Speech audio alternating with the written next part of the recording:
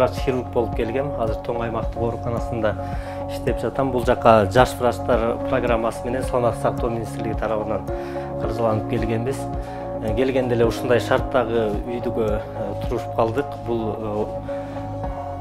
Бул негизи больницага, ооруканага караштуу. Бардык шарттары менен жакшы жашап атабыз. Үй-бүлөм менен келгем. Азыркы учурда бардык шарттары биз үчүн ыңгайлуу түзүлгөн.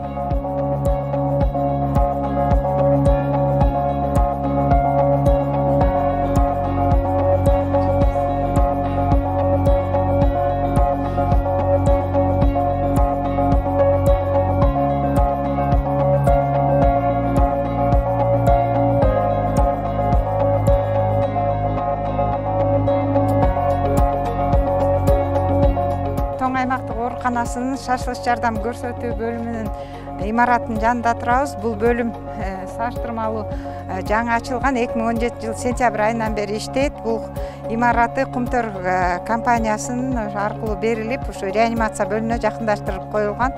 Бул бөлүмдүн ачылышы менен ушу элге шашылыш жардамды көрсөтүүнүн сапаты жакшырды деп ойлойм.